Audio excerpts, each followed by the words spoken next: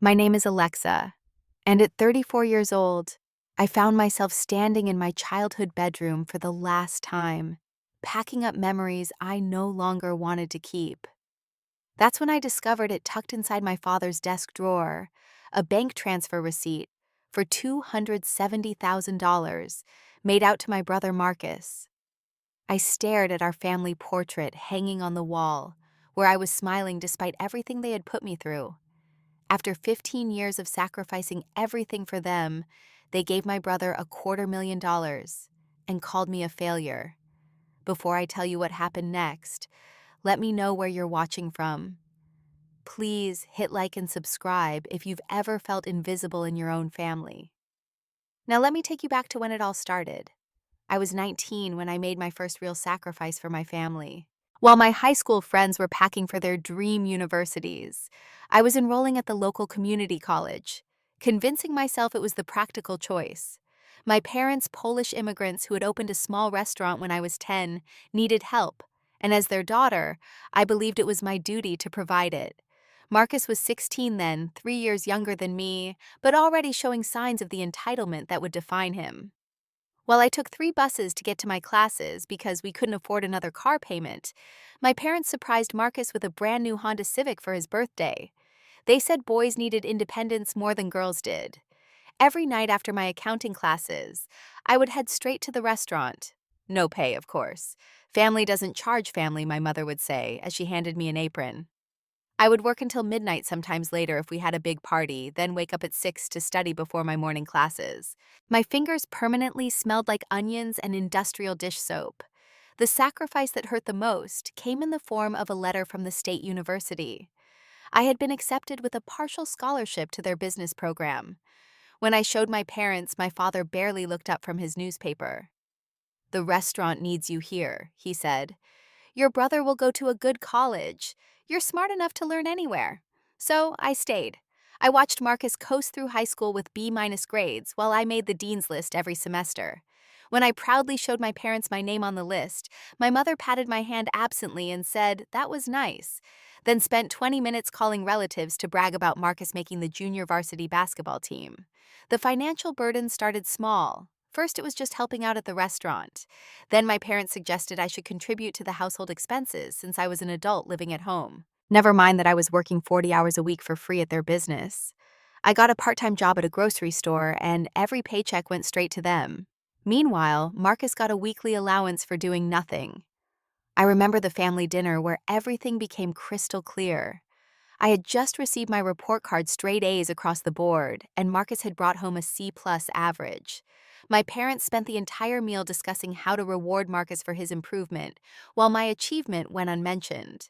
When I finally spoke up asking if they were proud of me too, my father said, "Pride doesn't pay bills, Alexa." My boyfriend at the time, a sweet engineering student named David, tried to make me see how unfair it was. But when my parents found out I was dating, they said I was being selfish, that relationships would distract me from my responsibilities. They made my life miserable until I broke up with him. I cried for weeks, but only in the shower where no one could hear me. The stress was eating me alive. I lost 15 pounds that year, not intentionally, but because anxiety had twisted my stomach into permanent knots. I developed insomnia, lying awake calculating how many years of my life I was giving away. My hair started falling out in chunks, and I had to wear it in a tight bun to hide the thin patches. When graduation came, I walked across that stage with highest honors summa cum laude, with a degree in accounting. I looked out into the audience and saw empty seats where my family should have been. The restaurant had a big catering order that day, and they needed Marcus to supervise while they handled the kitchen. Marcus, who had never worked a day in that restaurant, was supervising while I collected my diploma alone. My parents had hired 3 different tutors for Marcus during his senior year of high school, spending money we supposedly didn't have to ensure he got into college. When I asked why I never got tutors, my mother looked at me like I was speaking a foreign language. "You didn't need them," she said, as if that explained everything. I got my first real job at an accounting firm downtown 2 weeks after graduation. When I told my parents, their first response wasn't congratulations. It was a calculation of how much more I could now contribute to the household. They had already figured out that after taxes, I could give them $1,500 a month and still have enough for my basic expenses. Basic, they emphasized, because anything more would be wasteful. That night, I stood in front of that family portrait, the one where 12-year-old me was smiling so brightly, and I wondered when exactly I had stopped being their daughter and become their employee. The years between 22 and 25 were when I truly became the backbone of our family, though no one would ever acknowledge it. My accounting job was demanding, but it was nothing compared to the demands waiting for me at home. Every morning I would wake up at 5:30 to help prep the restaurant before my 9 to 5 job. Every evening, I would return to close out the register and do the books. Weekends were for deep cleaning and inventory. My financial contributions had evolved from helpful to essential. When the restaurant's industrial freezer broke down, I emptied my savings account $3,000 meant for a car down payment to replace it. When Marcus decided he wanted to attend a private university that cost $60,000 a year, I co-signed his student loans because my credit was the only one good enough.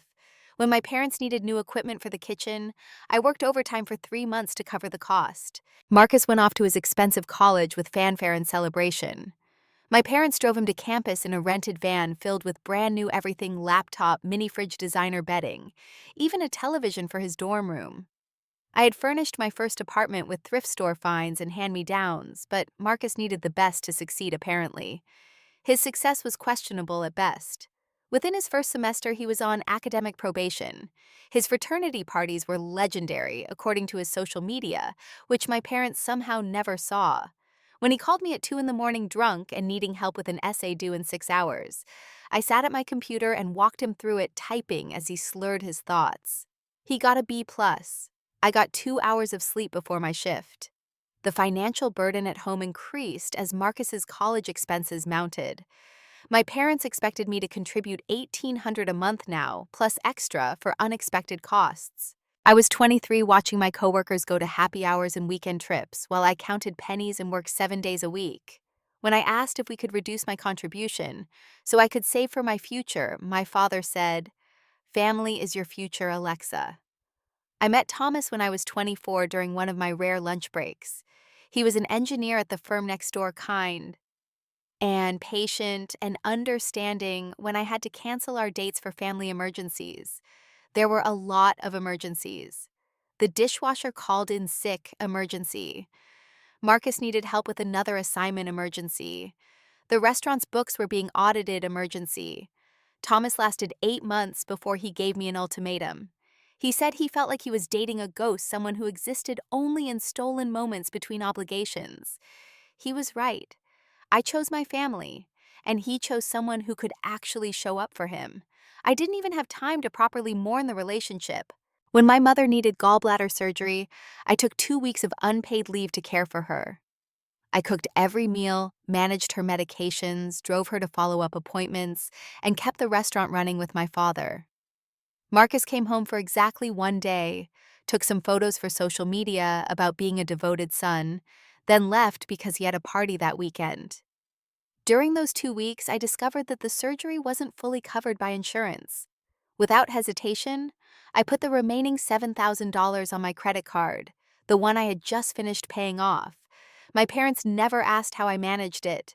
They just assumed I had it handled like I always did. The restaurant faced a crisis when the health inspector found several violations.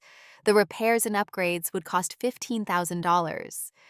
My parents were discussing taking out a predatory loan when I stepped in. I had been saving for graduate school, had almost $20,000 set aside for an MBA program. I gave them $18,000, keeping just enough for application fees I would never use. Marcus graduated with his mediocre degree and announced he was taking a gap year to find himself. My parents not only supported this decision, but offered to fund it. While I was working 60-hour weeks, Marcus was backpacking through Europe on their dime, posting Instagram photos from beaches and nightclubs. His graduation party was an event I organized entirely. 300 guests catered by our restaurant, with me doing all the prep work for free. During the toasts, my parents spoke for 20 minutes about Marcus's bright future and potential. When someone asked about me, my mother said Alexa keeps us all organized, like I was a particularly useful app on their phones. That night, cleaning up after everyone had gone home, I calculated what I had contributed to the family since I was 19. Between the unpaid labor, the money I had given them, the loans I had co-signed, and the opportunities I had sacrificed, it came to over $200,000. Marcus's contribution was negative $100,000 if you counted his expenses. I started seeing a therapist in secret, paying cash so it wouldn't show up on insurance statements my parents might see. Dr. Peterson helped me understand terms I had never heard before, like parentification and financial abuse. But understanding and changing were two different things. I was 25 years old and completely trapped by my own sense of duty. Between 26 and 30, I reached what I thought was my peak sacrifice period, though I wouldn't realize until later that there were still deeper levels of exploitation my family could reach. These were the years when my career should have been soaring, but instead, I was tethered to the ground by the endless needs of my family. The restaurant was struggling not because of the economy or competition, but because of years of mismanagement. My parents refused to modernize anything from the menu to the payment systems. I spent my weekends creating a new bookkeeping system that would save them thousands in taxes. I negotiated with suppliers, leveraging my professional relationships to get better rates. Within 6 months, I had reduced their operational costs by 30%. When the restaurant started showing profits again, my parents told everyone it was because Marcus had inspired them with his fresh perspective during his brief visits home. Marcus, who showed up maybe once a month for a free meal and spent the entire time on his phone. Marcus, who couldn't tell you the price of a single menu item or the name of any employee. His series of failures was almost impressive in its consistency. First, there was the app development company that never developed anything but burned through $30,000 of my parents' money. Then came the clothing line that produced exactly 12 t-shirts before he got bored. After that was the restaurant consulting firm, which was particularly ironic since he had never successfully consulted on anything, including our own restaurant. Each failure was met with the same response from our parents. Marcus just needs to find the right opportunity. Each failure was funded with money that supposedly didn't exist when I needed anything. I hadn't been to a dentist in 3 years, but Marcus had veneers. I drove a 15-year-old Toyota that broke down monthly, but Marcus crashed 2 cars and got replacements without question. The job offer from New York came when I was 28, a senior position at one of the Big Four accounting firms with a salary that would double my income. The hiring manager said I was exactly what they were looking for, someone with experience and dedication. I spent 3 days imagining my new life, a life where I could breathe. When I told my parents, my mother actually started crying. Not tears of joy for my success, but tears of betrayal. "How can you abandon your family?" she wailed. "After everything we've done for you." My father was colder. He simply said if I left, I would no longer be welcome in their home. The job offer expired while I was trying to find the courage to take it. The MBA scholarship was even harder to turn down. A full ride to a prestigious program awarded to only 5 applicants nationwide. I had applied in secret using a friend's address for correspondence. When the acceptance came, I held it in my hands for hours, feeling the weight of what could be. Then I burned it in the restaurant's kitchen after closing, watching my dreams turn to ash. My social life had become non-existent. Friends stopped inviting me to things after I canceled for the dozenth time. My cousin's wedding was the breaking point for many relationships. While everyone was dancing and celebrating, I was in the kitchen helping the catering staff because my parents had volunteered my services. When the photographer gathered everyone for family photos, I was elbow deep in dishwater. No one noticed I was missing. Social media became a form of torture. I would scroll through updates from college classmates who were buying houses, getting married, traveling the world, advancing in their careers. Meanwhile, my life was a groundhog day of work, restaurant, sleep, repeat. I stopped posting anything because what would I share? Another 16-hour day, another sacrifice that went unnoticed. When our grandmother passed, she left $50,000 to be split between Marcus and me. I had spent every Sunday for 2 years taking her to appointments and keeping her company, while Marcus maybe called her twice a year. Somehow my parents convinced me that Marcus needed the money more for his latest business venture, a food truck that would revolutionize street dining. I signed over my half. The food truck never materialized. Marcus got engaged to a girl named Brittany, who seemed to think she was marrying into money. My parents bought the engagement ring, a 3-carat diamond that cost more than I made in 3 months. They threw an elaborate engagement party at the restaurant, which I planned, organized, and executed, while Marcus and Brittany held court like royalty. During the toast, my father spoke about how proud he was, that his son had found love and success. He actually used the word success. This was 6 months after Marcus's 4th business failure. I was standing in the back, having just finished plating 300 appetizers, listening to my father rewrite history. When he said Marcus brought joy and pride to our family, I had to leave the room to avoid screaming. The financial audit I conducted that year revealed the truth I had suspected but couldn't prove. My parents had saved over $400,000. They owned the restaurant outright, owned their house, had no debts. Yet they still took my monthly contribution, still had me working for free, still cried poverty whenever I needed anything. When I confronted them gently, showing them the numbers, and suggesting maybe I could reduce my contributions to save for my own future, they acted like I had suggested selling Marcus into slavery. "Your brother might need help with his new family," my mother said. "We need to be prepared." I was 30 years old, single, childless, and working myself into an early grave so Marcus could have a safety net for his hypothetical future. The panic attacks started that year. First they were small, just shortness of breath before family dinners. Then they evolved into full-blown episodes that left me gasping on my bathroom floor. The migraines came next, blinding pain that would last for days. My body was screaming at me to stop, but I couldn't hear it over the chorus of family obligations. Dr. Peterson suggested I try setting small boundaries just to see how it felt. I tried saying no to working one Sunday. The fallout was nuclear. My mother called me selfish. My father said I was turning my back on everything they had taught me.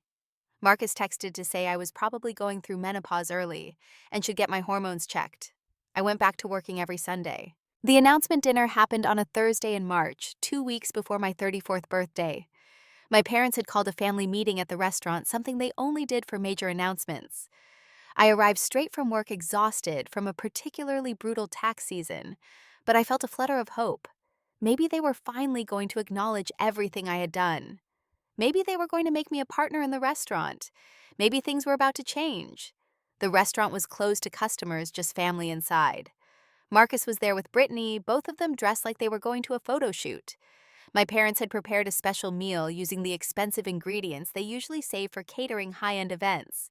The table was set with the good china. Something big was definitely happening. We ate in relative silence at first, just small talk about the weather and Marcus's latest gym routine. I kept weighting my stomach tight with anticipation. Finally, over dessert, my father stood up and clinked his glass. "I have an announcement that will change our family's future," he said, his face glowing with pride. I sat forward in my chair, my heart racing. This was it. This was finally it. "We have decided to invest in Marcus's future." My father continued. "We are giving him $270,000 to start his new restaurant venture. This is his time to shine, to carry on our family's legacy in the food service industry." The words hit me like physical blows. $270,000. I watched Marcus's face light up as Brittany squealed and hugged him. My mother was crying happy tears, and I was sitting there frozen, trying to process what was happening. Marcus's business plan, if you could call it that, was to open a fusion restaurant directly across town from my parents' place. He had no culinary training, had never managed anyone, could barely make toast without burning it.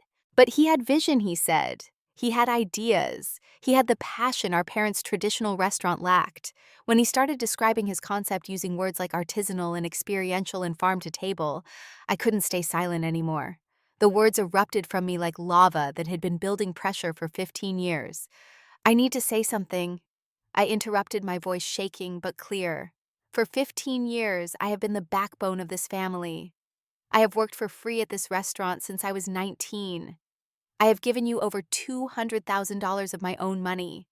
I have sacrificed relationships, career opportunities, my education, my health, everything for this family." My parents stared at me like I had grown a second head. Marcus rolled his eyes. Brittany was checking her phone. I continued pulling out my phone to show them the spreadsheet I had been maintaining. Every contribution, every hour worked, every opportunity cost. It was all there in black and white. While I was doing all of this, Marcus was failing at business after business, all funded by you. He has never worked a single shift at the restaurant. He has never contributed a penny. And now you're giving him more money than most people see in a decade. The silence that followed was deafening. Then my father spoke, his voice cold and dismissive. Family helps family without keeping score. Alexa, this is not about money, it's about potential. Marcus has potential. You're just reliable. My mother chimed in, her voice taking on that disappointed tone I knew so well. Maybe if you spent less time being bitter and more time improving yourself, you would be more successful. Look at you, 34 years old, no husband, no children, just your little accounting job. Marcus is building something. You're just maintaining. The words cut deeper than any knife could. Your little accounting job, the job that had paid for their restaurant equipment, their medical bills, Marcus's education. Little. Marcus laughed, actually laughed, before adding his own poison to the wound.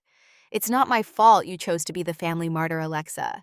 No one forced you to do anything. You could have said no at any time. But you didn't, because deep down you know this is all you're good for. Smart people don't work for free. They work for equity.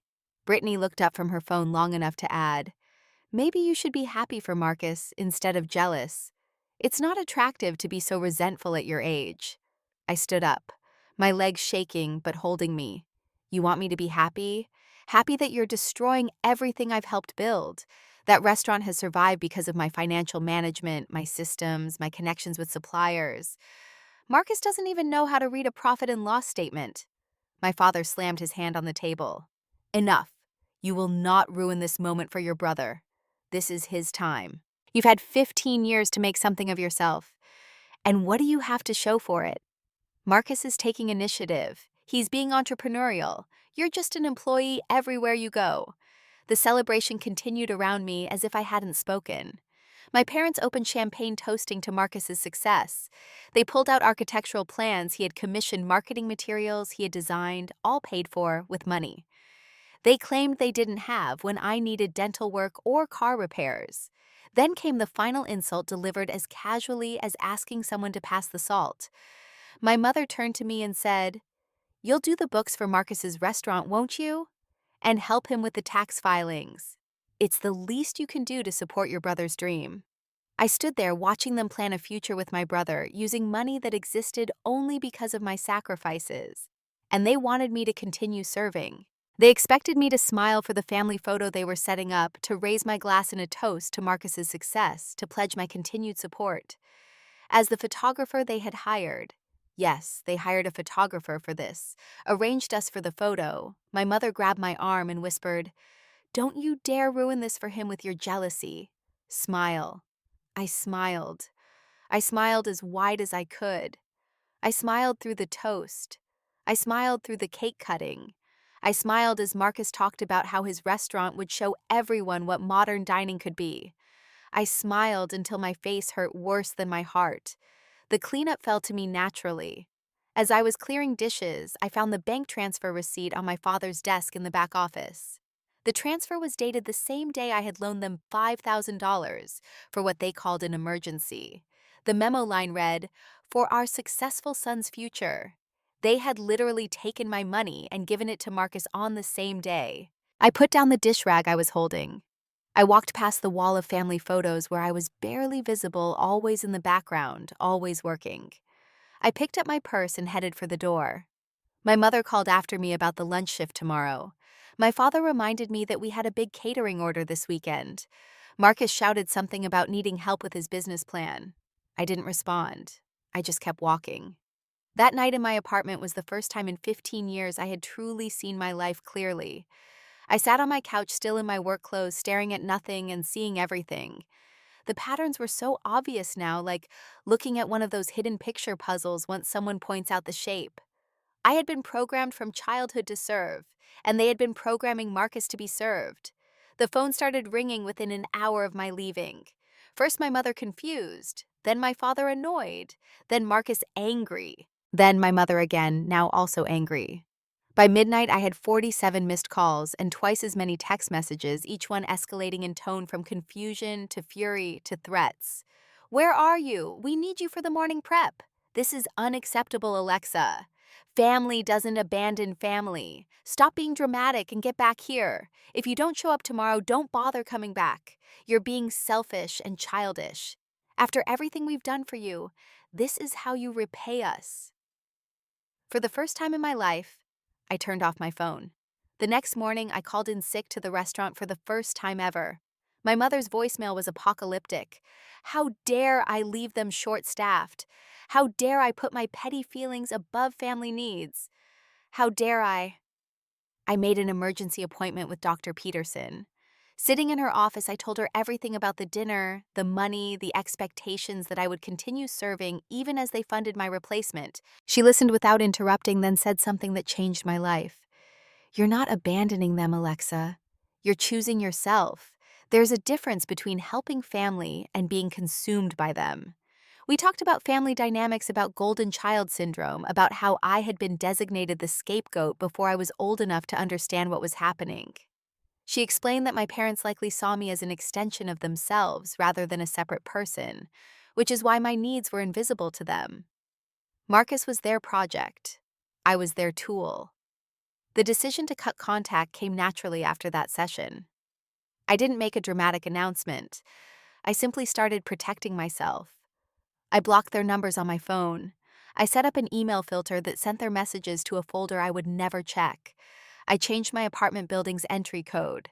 The extinction burst, Dr. Peterson had warned me about this, came fast and hard. When they couldn't reach me by phone, they came to my workplace. I'll never forget the look on my boss's face when security had to escort my parents from the building. They had been screaming in the lobby about ungrateful daughters and family obligations. Then came the flying monkeys. Every relative I had ever known suddenly needed to reach out. Aunts I hadn't spoken to in years called to tell me about the importance of family. Uncles sent long emails about respecting your elders. Cousins posted passive-aggressive social media statuses about some people not knowing how good they have it. My Aunt Patricia let something slip during one of these guilt trips. Your parents are planning to leave the restaurant to Marcus, you know. They always have been. They figured you would keep working there, keeping it profitable for him. You were never going to inherit anything, dear. I thought you knew that. I had suspected it, but hearing it confirmed was like the final piece of the puzzle clicking into place. 15 years of being told I was investing in our family's future, and I was never even part of that future. The freedom that came with acceptance was intoxicating. For the first time since I was 19, I could make decisions based solely on what I wanted. I applied for the job in Seattle I had been eyeing for months. When they offered it to me with a 40% raise and a relocation package, I accepted immediately. I started selling everything that tied me to my old life. The furniture I had bought, thinking about how it would look when my parents visited. The dishes that matched the ones at the restaurant. The clothes I wore to look respectable for their friends. All of it went. 6 weeks after that dinner, I was on a plane to Seattle. I had found a beautiful apartment with a view of the water. I had no one scheduled to consider but my own. I could eat dinner at whatever time I wanted or not at all. I could spend my weekends hiking or reading or doing absolutely nothing. The guilt came in waves at first. Every time my phone rang, even though I knew it couldn't be them, my heart would race. Every time I enjoyed something, a quiet voice would whisper that I was being selfish. But Dr. Peterson had given me tools for this. I would acknowledge the guilt, examine it, and then let it pass like a cloud. Marcus's restaurant venture failed before it even started. Without me to do the actual work of setting up the business, he quickly discovered that vision and passion weren't enough. A friend from home told me he had blown through $100,000 before even signing a lease. The rest of the money disappeared into consultants and designers and marketing that marketed nothing. My parents' restaurant began struggling within 2 months of my departure. Turns out, keeping the books, managing supplies, maintaining vendor relationships, and working free labor were actually important parts of their business model. Who would have thought 8 months later the letters started arriving at my new address? I don't know how they found me. The first was from my mother, 10 pages of emotional manipulation disguised as maternal concern. The second was from my father, a business-like proposal that I returned to handle just the books remotely if necessary. The third was from Marcus asking for a loan to save his parents' restaurant. The irony was not lost on me. I threw them all away unopened after that. 6 months into my new life in Seattle, I was thriving in ways I hadn't thought possible. My position as senior accounting manager was challenging, but manageable when it was my only job. My colleagues were amazed at my efficiency and dedication, not knowing I was used to working 3 times as hard for a third of the appreciation. I had started dating Kyle, a software developer, who understood boundaries because he had his own complicated family history. When I told him about my past, expecting judgment or disbelief, he simply said that choosing yourself isn't selfish when the alternative is disappearing entirely. We were planning our small wedding when my phone rang from an unknown number. I don't know why I answered. Maybe it was intuition. Maybe it was stupidity. It was my Aunt Patricia, and in my surprise, I forgot to hang up immediately. "Alexa, please don't end the call," she said quickly. "Your family needs you." The words were so predictable I almost laughed. But then she said something that made me listen. "They've lost everything, Alexa. The restaurant, the house, all of it. They're living with Marcus in a studio apartment. The story came out in pieces. After the restaurant failed, my parents had tried to sell it, but couldn't find a buyer. They had mortgaged their house to keep it afloat, then lost both when they couldn't make payments. Marcus's apartment was the only place they could go, and even that was being paid for by Brittany's parents. Your mother is sick," Patricia continued. "Stress-induced heart problems. Your father has aged 10 years in the last 6 months. Marcus and Brittany are getting divorced because of the financial strain. They need you, Alexa." I found myself agreeing to one meeting.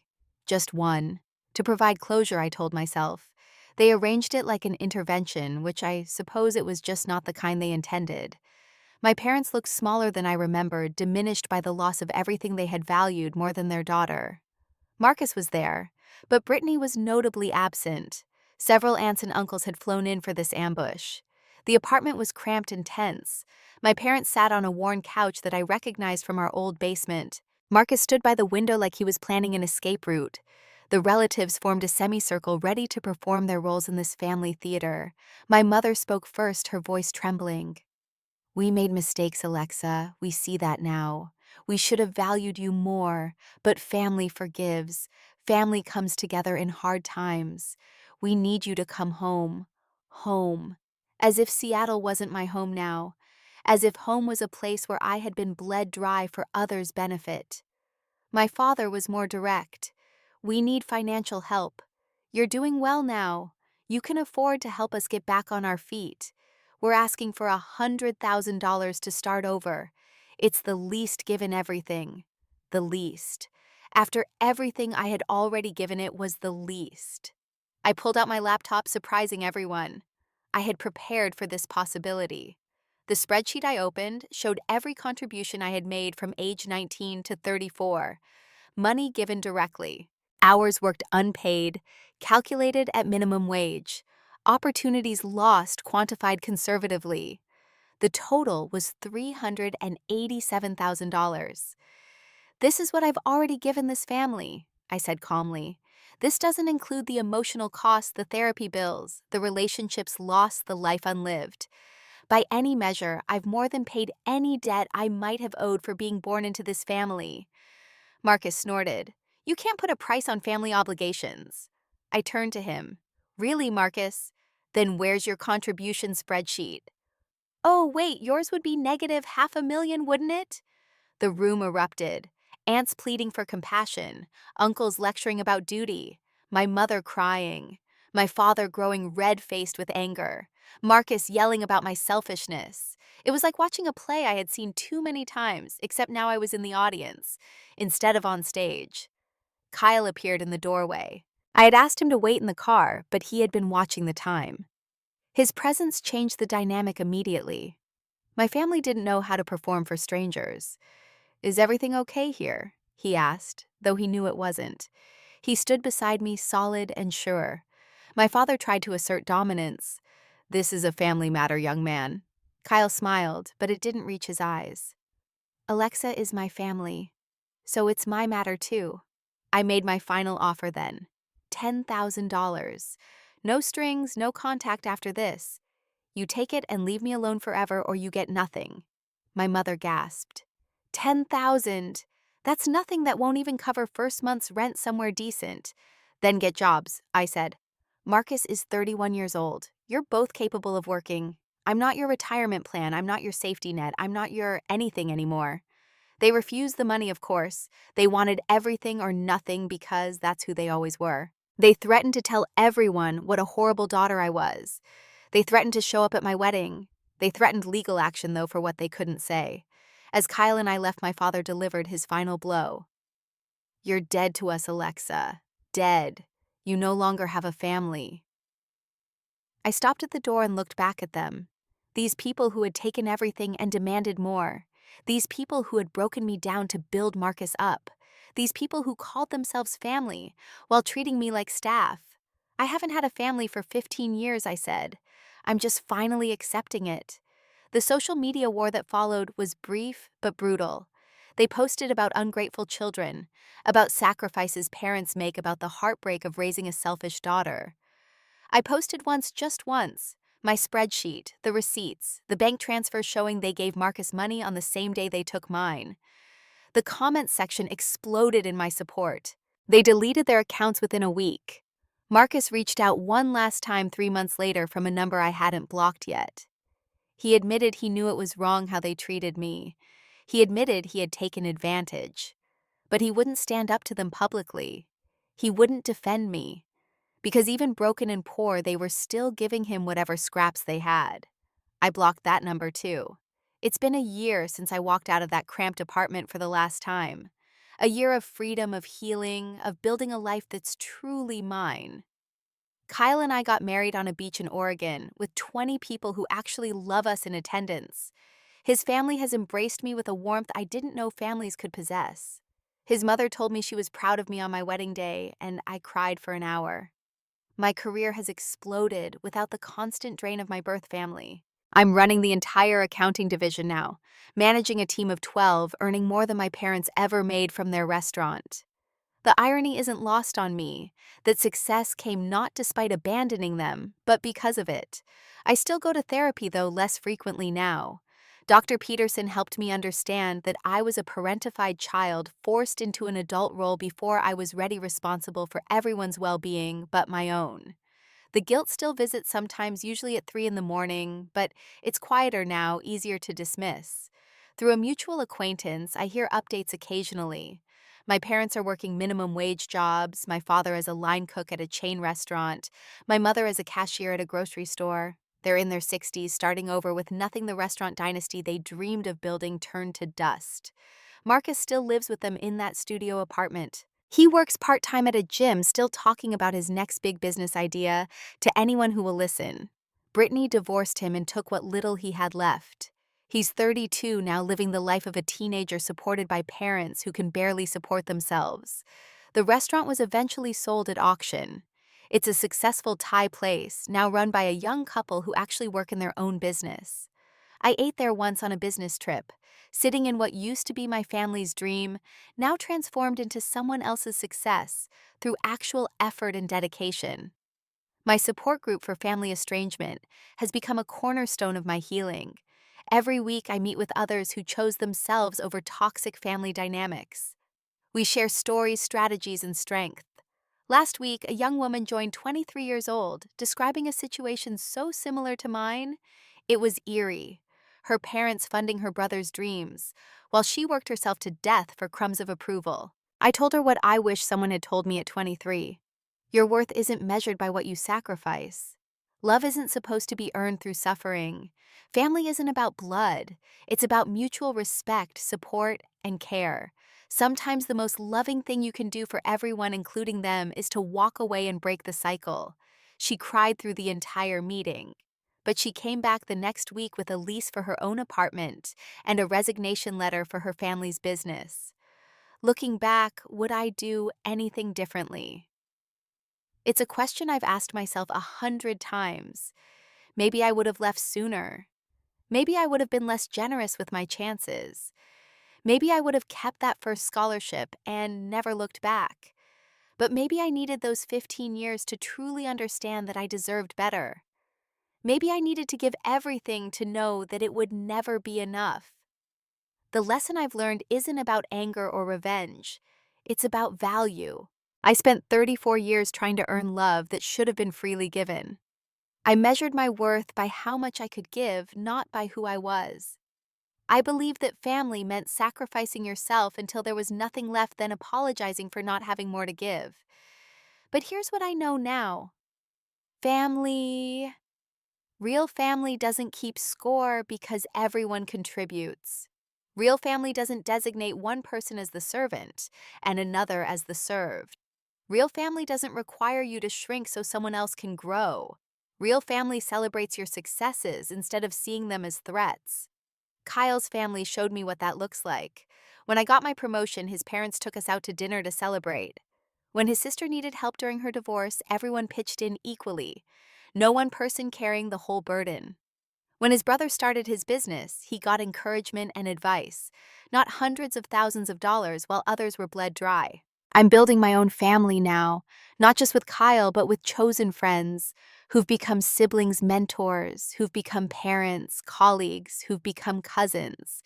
This family doesn't share DNA, but they share something more important.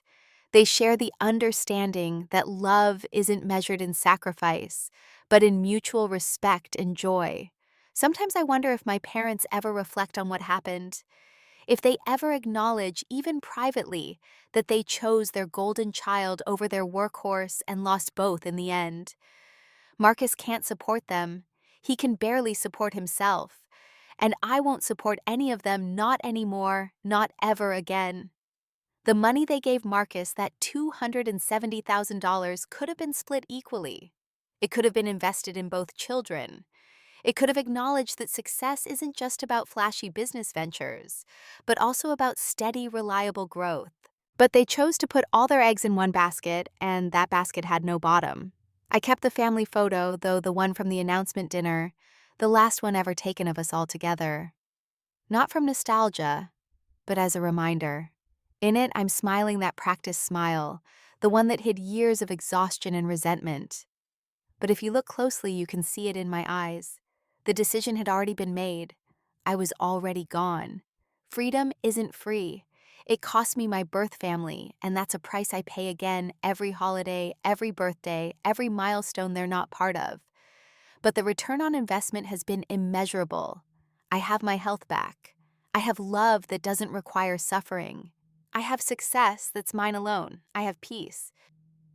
To anyone watching this who sees themselves in my story, who's been designated the family sacrifice, who's been told that their worth is only in what they provide, not who they are, let me tell you something. It took me 34 years to learn. You can't pour from an empty cup, and you were never meant to be anyone's permanent refill station. The guilt they programmed into you isn't love. The exhaustion you feel isn't duty. The resentment building in your chest isn't selfishness. It's your soul trying to save itself. Listen to it. Sometimes loving yourself means letting go of those who only love what you can do for them. Sometimes the only way to save a relationship is to end it. Sometimes the most generous thing you can do is stop giving. I gave my family 15 years and $387,000. They gave my brother $270,000 and called me a failure. So I stopped calling them forever. It wasn't revenge, it wasn't anger. It was simply the most profound act of self-love I could imagine. If you've made it this far in my story, you're probably carrying your own version of this burden. Please know that your feelings are valid, your exhaustion is real, and your desire for something better isn't selfish. It's human. What did you think of my story? Are you dealing with similar family dynamics? Drop a comment below and share your experience, knowing you're not alone in the struggle. If this resonated with you, please hit that like button and subscribe to hear more stories of people who chose themselves over toxic situations. Share this video with someone who needs to hear that it's okay to walk away from family that hurts you. Thank you for listening to my journey. And remember, you deserve love that doesn't cost you everything you are. You deserve peace. You deserve to choose yourself.